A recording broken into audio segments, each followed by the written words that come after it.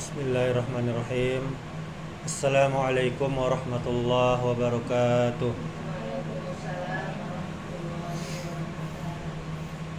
Innal hamdalillah nahmaduhu wa nasta'inuhu wa nastaghfiruh wa na'udzu billahi min syururi anfusina wa min sayyiati a'malina. Man yahdihillahu fala mudilla lahu wa may yudlil fala hadiyalah. Asyhadu an la ilaha illallah wahdahu la syarikalah wa asyhadu anna Muhammadan abduhu wa rasuluh, amma ba'du. Alhamdulillah, kita bersyukur kepada Allah Subhanahu wa ta'ala. Allah masih melimpahkan nikmat-Nya untuk kita sehingga kita masih bisa beribadah kepadanya, dan untuk itulah kita diciptakan. Allah berfirman, wa ma khalaqtul jinna wal insa illa liya'budun. Tidak aku ciptakan jin dan manusia kecuali untuk beribadah kepadaku.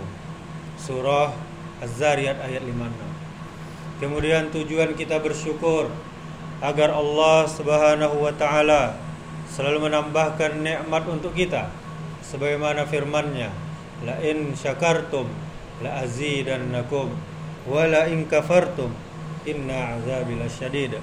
Jika kalian bersyukur, maka akan aku tambah nikmat kepada kalian. Jika kalian kufur, maka sungguh azabku sangat pedih. Kemudian ibu jamaah yang dirahmati Allah Subhanahu wa taala, salawat beserta salam semoga selalu tercurahkan untuk junjungan kita, suri tauladan kita, yakni Nabi Muhammad sallallahu alaihi wasallam. Allahumma salli ala Muhammad wa ala ali Muhammad kama sallaita ala Ibrahim wa ala ali Ibrahim wa barik ala Muhammad wa ala ali Muhammad kama barakta ala Ibrahim wa ala ali Ibrahim fil alamina innaka Hamidum Majid. Mudah-mudahan dengan memperbanyak salawat kita termasuk umatnya yang cinta kepada beliau dan termasuk mendapatkan syafaat di yaumil akhir. Amin ya rabbal alamin. Yang terhormat pengurus Mushola Ummi Rahmah, yang terhormat ibu-ibu jamaah yang dirahmati Allah Subhanahu wa taala. Pada malam hari ini kita sudah memasuki malam ke-10 Ramadan. Semoga Allah Subhanahu wa ta'ala selalu menerima amal ibadah kita. Amin ya rabbal alamin. Ibu jamaah yang dirahmati Allah Subhanahu wa ta'ala, kehidupan ini adalah sebuah misteri. Sebagai manusia biasa, kita tidak mengetahui apa yang akan terjadi di dalam hidup kita ini. Meski semenit kemudian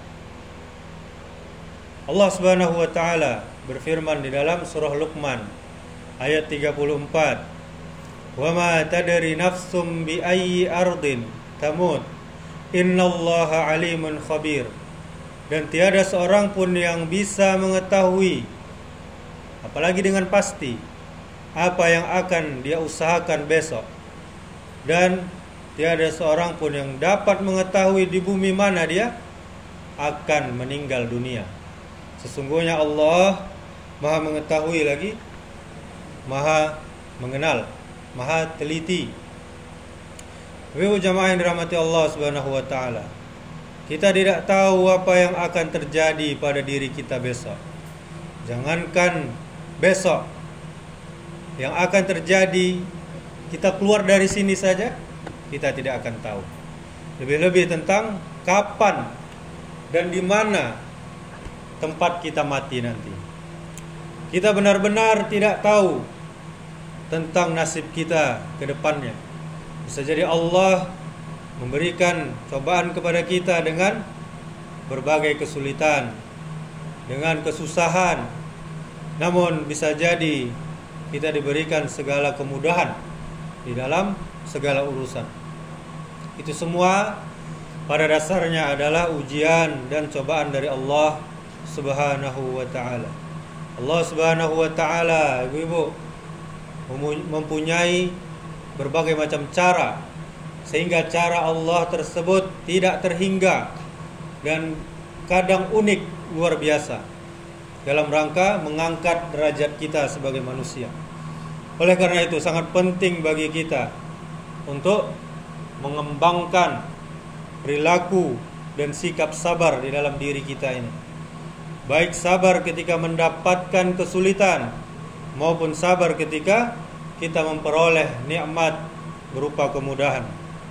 Nabi kita Sallallahu Alaihi Wasallam pernah bersabda dalam sebuah kesempatan bahwa kesabaran itu terbagi menjadi 3. Yang pertama, sabar dalam menghadapi musibah. Yang kedua, sabar dalam menjalankan ketaatan. Contohnya sekarang, ibu-ibu, walaupun sunyi kita di musola ini, di surau ini, kita tetap sabar dalam rangka taat kepada Allah Subhanahu wa taala. Kemudian sabar dalam rangka meninggalkan kemaksiatan dan dosa. Setidaknya sabar dalam 3 hal. Yang pertama, sabar ketika menghadapi musibah. Misalnya saja musibah kecelakaan. Secara lahiriah mungkin kita akan beranggapan bahwa kecelakaan itu terjadi lantaran kita tidak waspada di dalam berkendara. Namun sebenarnya, ibu-ibu, ada makna yang tersirat dari cobaan kecelakaan tersebut. Bisa jadi itu sebuah teguran, atau mungkin pula cobaan dari Allah Subhanahu wa taala, yang tak lain adalah untuk memberikan kepada kita pendidikan agar kita naik ke tingkat keimanan yang lebih tinggi lagi. Bagi orang yang sabar, maka dia akan mengingat Allah Subhanahu wa taala dengan meyakini bahwa kita semuanya, apa yang ada di langit dan bumi ini, milik Allah Subhanahu wa taala, dan pastinya semua akan kembali kepadanya. Inna lillahi wa inna ilaihi raji'un.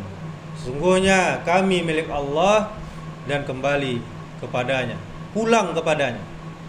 Dengan demikian kita tidak tahu, kita tidak akan terlalu menyesal akan kejadian atau cobaan tersebut, karena semuanya adalah kehendak, adalah takdir Allah Subhanahu wa taala. Bahkan kita yakin bahwa ini adalah hal yang terbaik bagi kita menurut Allah Subhanahu wa taala. Kadang menurut kita baik belum tentu baik menurut Allah Subhanahu wa taala. Kita yakin bahwa di balik musibah pasti ada hikmahnya, ada pelajarannya, ada ibrahnya. Kemudian yang kedua, sabar dalam menjalankan ketaatan. Ketaatan itu juga, ibu, membutuhkan kesabaran yang ekstra, yang tinggi. Karena apa? Karena dia harus dijaga terus-menerus. Karena ketaatan itu bisa juga membebani kita. Karena dengan menjalankan ketaatan berarti ada kewajiban yang harus kita lakukan, harus kita tunaikan. Contohnya sekarang, sholat tarawih. Itu kita harus sabar dalam mengerjakannya. Kita harus melawan kantuk kita. Lain ngantuk tadi, ibu. Lagi kan? Harus dilawan, sabar melawannya. Kemudian tadi ibu request ayat pendek. Nah, itu bentuk kesabaran juga. Yang penting sholat, ya kan? Kemudian hari dingin, sholat subuh tetap kita jalankan, sabar di atas itu semua. Dan semua itu membutuhkan kesabaran yang tinggi. Kemudian yang ketiga, kita sabar dalam meninggalkan perbuatan dosa dan maksiat. Kita sadar, ibu-ibu, bahwa di dalam jiwa kita ini ada yang namanya nafsu. Siapa makhluk Allah yang tidak punya nafsu, ibu-ibu? Malaikat. Malaikat tidak punya nafsu. Kita, jin, hewan, semuanya punya nafsu. Dan yang namanya nafsu pasti mengajak kepada kejelekan, keburukan, dan tentunya dosa. Artinya bahwa kita harus senantiasa sabar menahan diri kita dari perbuatan-perbuatan yang dilarang oleh agama. seperti menipu, berzina, selingkuh, na'udzubillah, menyebarkan kebencian, mengganggu orang lain, dan lain-lain sebagainya. Ibu jamaah yang dirahmati Allah Subhanahu wa taala, kita perlu kadang-kadang menakar tingkat kesabaran kita di dalam diri kita. Kemudian kita muhasabah, koreksi diri kita. Apakah selama ini kita telah benar-benar bersabar atas ujian dari Allah? Ataukah sabar kita hanya sampai di mulut dan belum turun ke hati kita? Atau bahkan kita lebih sering suuzon kepada Allah Subhanahu wa taala. Kendati sebenarnya kita tahu ada hikmah, ada pelajaran dalam setiap kejadian yang tidak kita mau, tidak kita suka. Menakar sabar berarti kita menghadirkan seluruh hati kita, pikiran kita, jiwa raga kita untuk lebih yakin bahwa Allah Subhanahu wa taala tidak mungkin menghendaki sesuatu yang jelek, yang buruk untuk kita kepada setiap hambanya. Allah selalu memberikan apa yang kita butuhkan, bukan apa yang kita mau, apa yang kita butuhkan di saat yang tepat, dengan cara dan waktu yang tepat pula. Kesabaran seorang hamba itu bisa memerangi sifat takabur, sifat sombong ketika sedang mampu dan berkuasa. Kita lihat ibu-ibu yang dulunya tidak punya kekuasaan, sekarang jadi berkuasa, bisa jadi dia terkena takabur atau sombong. Sabar juga bisa menghilangkan kegelisahan dan putus asa kita ketika kita sedang berada dalam kesulitan ekonomi, kekurangan dan lain-lain. Allah Subhanahu wa taala berfirman, "Walladzina sabaru ibtigha'a wajhi rabbihim wa aqamus salata wa anfaqu mimma razaqnahum sirran wa alaniyatan wa yadra'una bil hasanati sayyi'ata ulaika lahum uqbad dar." Dan orang yang sabar karena mengharap ridho Allah, melaksanakan sholat dia, dan dia menginfakkan sebagian rezeki yang kami berikan kepadanya secara sembunyi atau terang-terangan. Jadi dari ayat ini boleh ibu, kita infak sembunyi-sembunyi ataupun terang-terangan. Disabui namanya boleh, mau dibadonce itu boleh. Kemudian serta mereka menolak kejahatan dengan kebaikan. Orang itulah yang mendapat tempat kesudahan yang baik. Surah Ar-Ra'd ayat 22. Para nabi, contoh kita di dalam bersifat sabar. Siapa contoh yang paling, nabi yang paling tinggi cobaannya? Di antaranya adalah Nabi Ayub. Nabi Ayub kenapa ibu? Sakit yang sangat menderita. Dia dihadapi ujian berat. Gara-gara sakitnya dia kehilangan hartanya, kesehatannya, keluarganya. Bahkan dia dibuang dari masyarakatnya. Itulah ujian Nabi Ayub. Dia tetap sabar. Dia tetap berprasangka baik kepada Allah Subhanahu wa taala. Kemudian siapa lagi? Nabi Yusuf. Nabi Yusuf bersabar menghadapi takdir yang tidak bisa beliau pilih, yaitu beliau dilemparkan oleh saudara-saudara kandungnya sendiri ke dalam sumur. Kisah Nabi Ayub mengajarkan kita banyak hal tentang sabar di dalam menghadapi ujian hidup. Kemudian Nabi yang mulia Nabi Nuh alaihi salam. Beliau berdakwah berapa tahun ibu? 950 tahun. 950 tahun. Yang naik ke kapal itu hanya segelintir orang. Bahkan anak kandungnya sendiri tidak mau ikut. Ikut hanyut di banjir yang besar tersebut. Sehingga dengan sabarnya tadi beliau selamat dari banjir yang sangat besar. Kemudian kesabaran Nabi kita yang mulia Muhammad sallallahu alaihi wasallam. Sabar dan pemaaf beliau. Beliau sabar menghadapi ujian yang datang, baik saat berdakwah maupun dalam kehidupan sehari-hari. Nabi kita pernah enggak kelaparan ibu-ibu? Sering, bahkan sering puasa. Dado makan untuk sarapan, beliau puasa.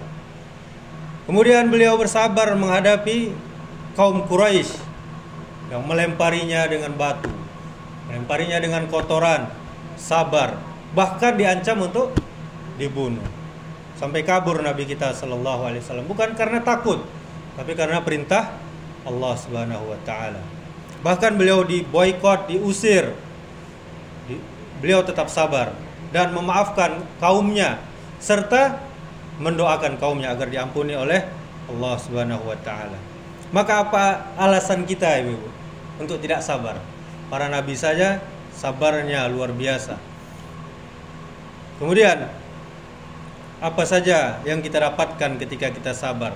Tentunya balasan bagi orang yang sabar adalah pahala, keberkahan, dan kesudahan yang baik di akhirat. Apa itu Ibu?